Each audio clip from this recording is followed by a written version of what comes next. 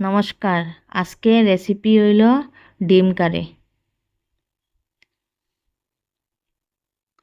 ফার্স্টে আমরা 2টা ডিম ভাঙ্গা নিম। এটাই আমরা একটা কুচনো পেঁয়াজ এড করব, করিয়া পরিমাণ অনুযায়ী বেসন নিম।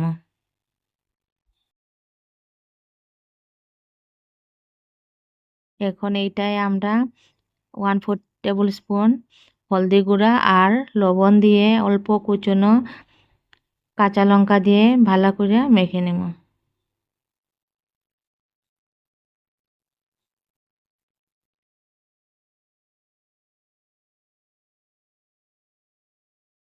এখন কড়াইতে তেল গরম করে নিব। গরম কইরা এই ব্যাটারটা একটু একটু করে বড়ার আকারে আমরা ভাজা নেব।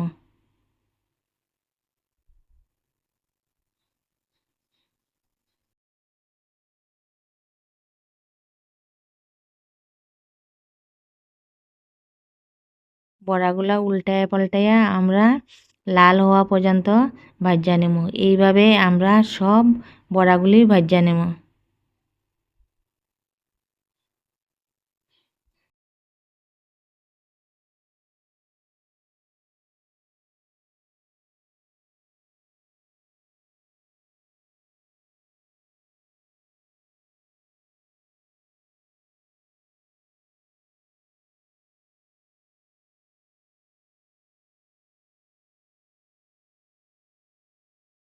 এই সেম তেলে আমরা আগে থেকে কাটিয়ে রাখা আলুগুলা ভাজা নেব।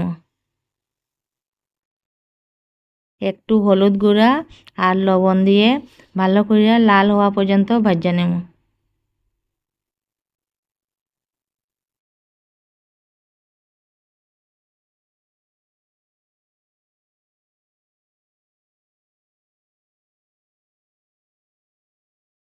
আমরা ঢাইকা দিমু যাতে একটু সিদ্ধ হয়ে যায় আলুগুলি।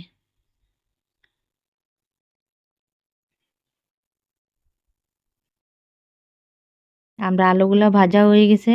এখন আমরা একটা থালিত উঠিয়ে নেব।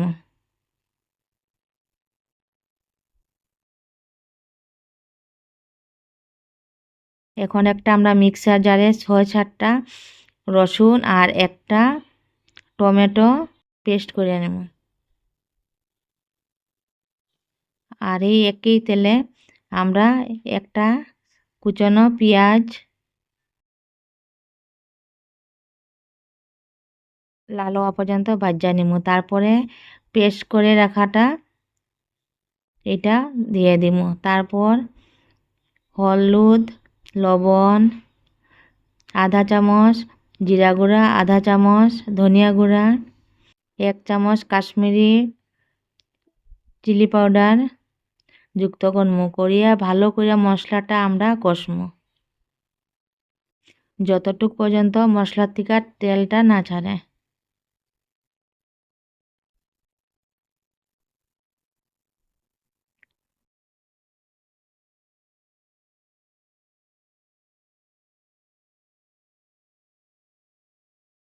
এখন আমরা আগে থেকে ভাজা রাখা আলুগুলা দিয়ে আবার ভালো করে কষমু। এখন আমরা একটু জল এড করমু, করিয়া ঢাকা দিয়ে ভালো করে সিদ্ধ করে নেব।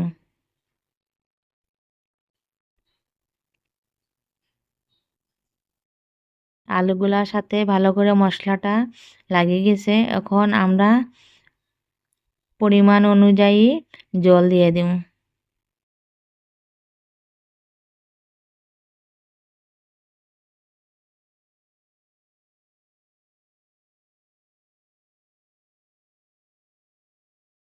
ঝুলটা ফুটে আসলে তারপরে আমরা আগে ভাজা রাখা বড়াগুলা যুক্ত করব।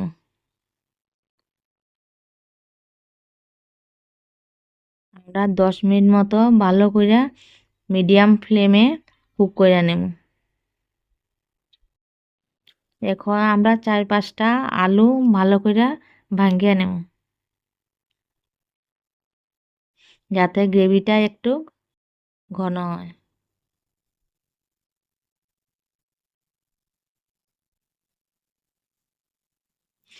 আধা চামচ গরম মশলা দিয়ে দিমু, দিয়ে আর 1 মিনিট আমরা রান্না করে নিমু। তারপরে আমরা ডিম কারিটা তৈয়ার। Thank you.